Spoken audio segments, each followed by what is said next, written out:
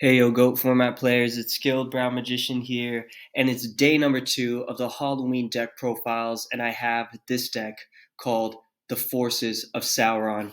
If you look at the picture here, you'll get to see you're literally playing all of the monsters that Sauron has in his evil armies in Lord of the Rings, right? You have the evil spiders, you have the evil goblins, and you even have the orcs. So it's literally just like all of the forces that Sauron uses. So I just thought this deck was like perfect, Lord of the Rings themed, plays all of the like just bad monsters, so it even fits in with Halloween as well. And it's my take on a skill drain beatdown deck. So Jirai Gumo, if you haven't heard of him, he's this crazy 2200 beat stick, and he's an insect. He's a freaky looking spider, and his effect is when he declares an attack, you toss a coin and call it. If you call it wrong, lose half your life points. In a deck like this, that doesn't even necessarily matter because you're playing triple Solemn Judgment anyways. So it doesn't even matter. And plus, he's just a 2200 wall, if anything. You can think of it as like a reverse Gravekeeper spy. Instead of having 2000 defense, he just sits on the field with 2200 attack, and your opponent just has to figure out a way to deal with him. Obviously, we're playing triple Goblin attack force. He has the effect where if you attack with him, he switches into defense until the end phase of your next turn. But he has 2300 attack. That's why his effect is so significant, because he can just attack for 23, crash with the sorcerer, and kill pretty much anything. Toon Goblin attack force, just one copy, just so we can thin the deck using triple Toon table of contents. Giant Orc, see, he rounds out the army. He's a 2200 dark attack monster, same effect as Goblin attack force, where he gets switched into defense until the end phase of your next turn. But he has 2200 attack, and he's just a straight up normal summon. So all of these beefy monsters, we're playing all of them. And then we have so many ways of searching them. We have Breaker, Exile for monster removal, Breaker for back row removal. We have one Snatch Steal, double Rhoda to search out all of our boss monsters, triple Toon table of content to search out Toon Goblin attack force. We have double Nobleman, which I'll talk more about in the stratagems. This card is even better in this deck. Obviously, we have the Trinity, we have Premature to bring back our boss monsters, stuff to get rid of back row. We have the usual traps, Call of the Haunted to bring back our Beatsticks. And then we have double Compulse for offensive and defensive purposes.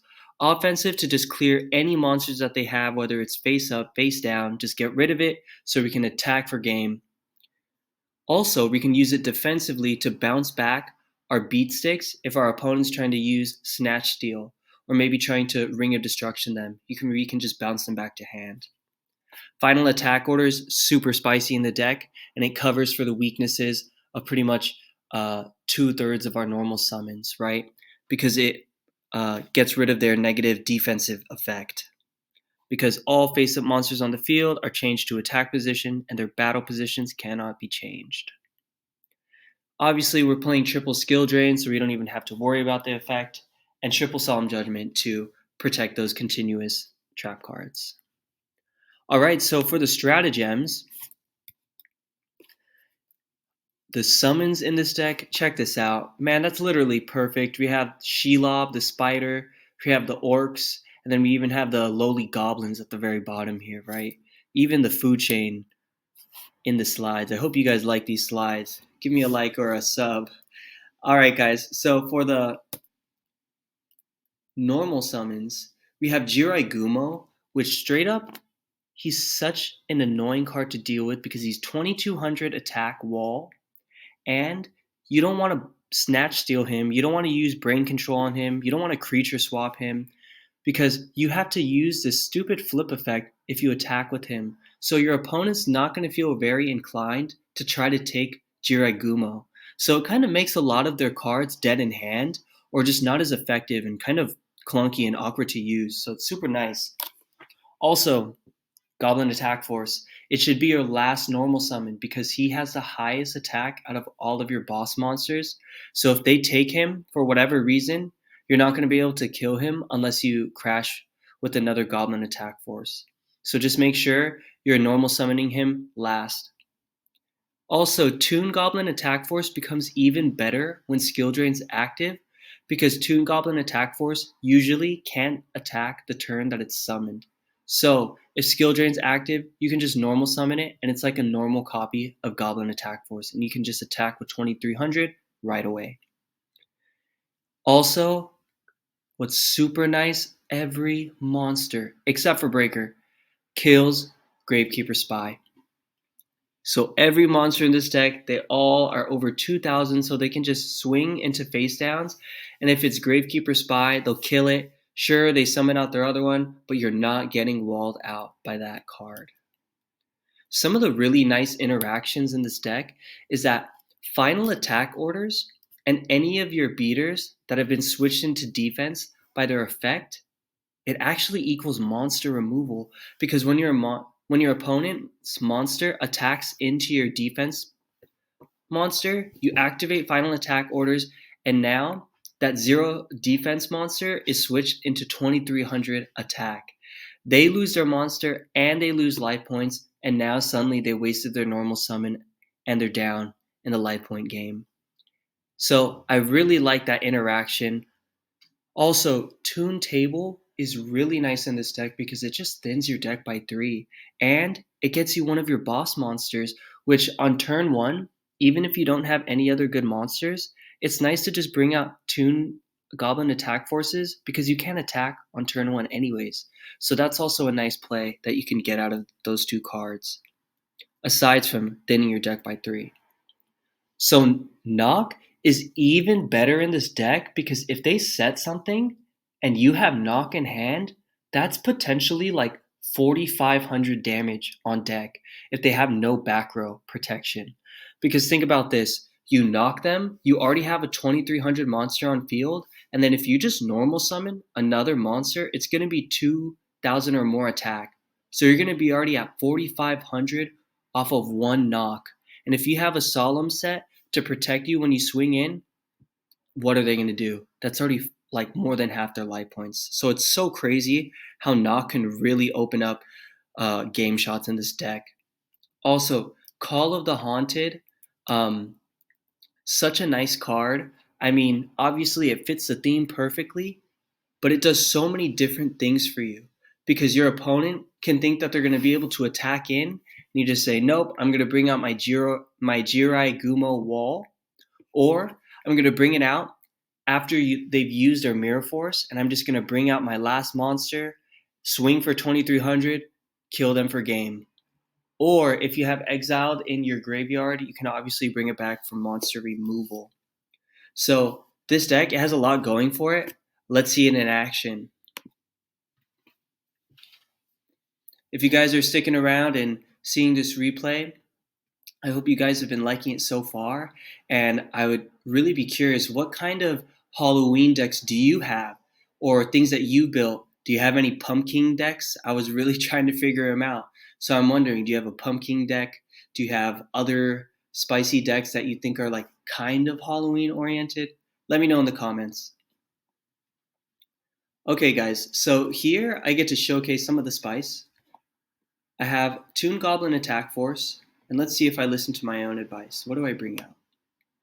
Okay, I bring out Toon Goblin Attack Force, and it's because right now I don't really want to have Jirai Gumo because I don't really want to lose 4,000 life points just yet because I haven't even used a Solemn or even a Skill Drain yet. So I have set Final Attack Orders and Mystical Space Typhoon. So he brings out Sook, and this is so ridiculous, guys. Check this out. When you're attacking into face down monsters, they get flipped up, and because of final attack orders, they get switched into attack position before damage calculation. So it essentially allows, even if you're flipped face down, for them to die. And they swing into a 2300 beater. So dope. So he lost to Tsukiyomi just like that.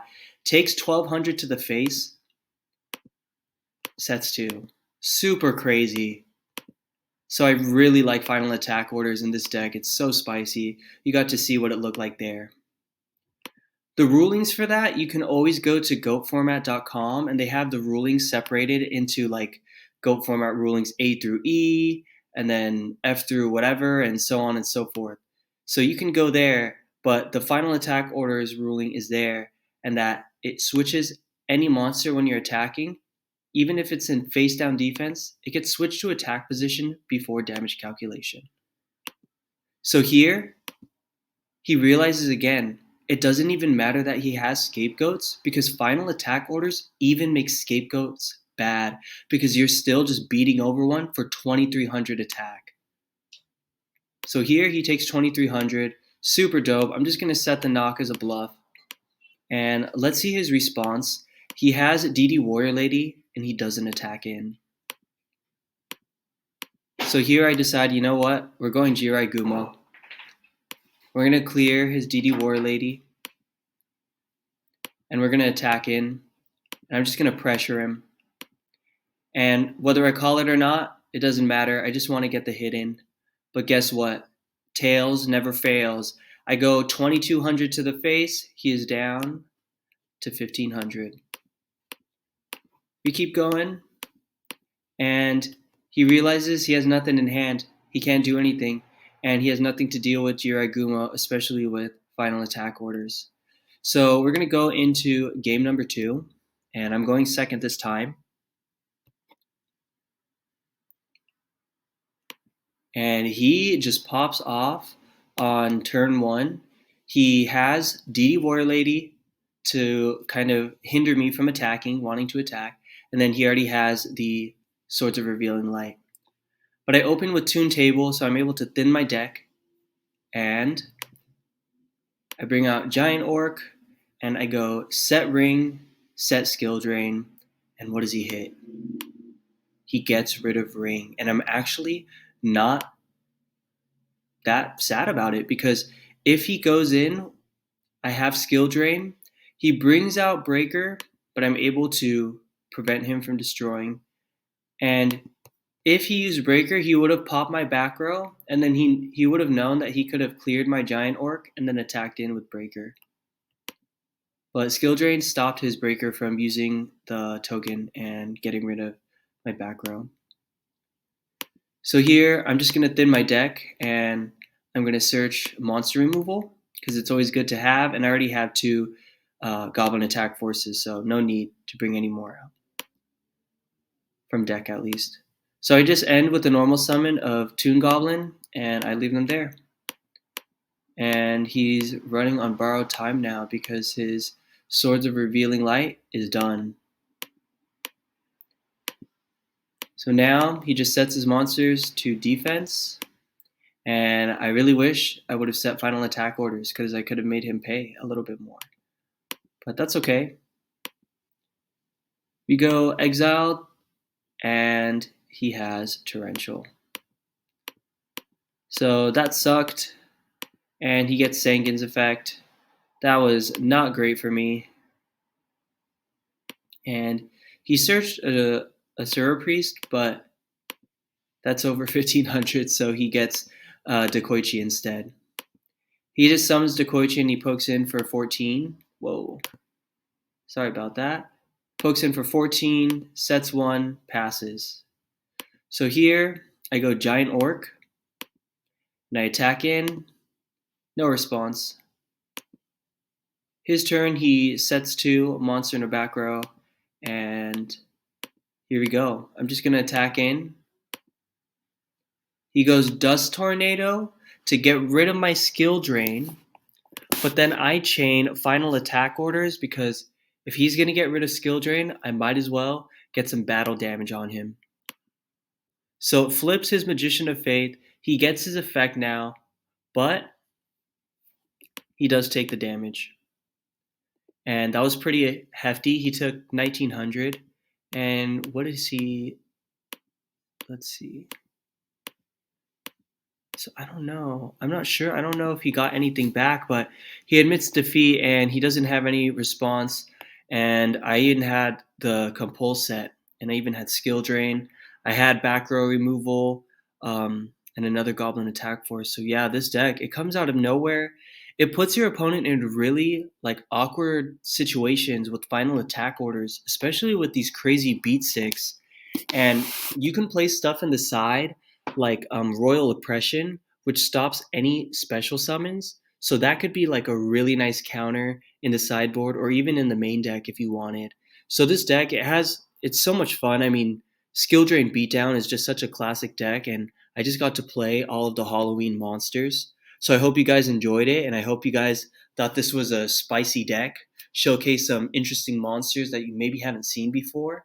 And I'll see you tomorrow for deck number 3. That's, I think, even spicier. All right, guys, until that time, until I see you in the next video, take care. Peace.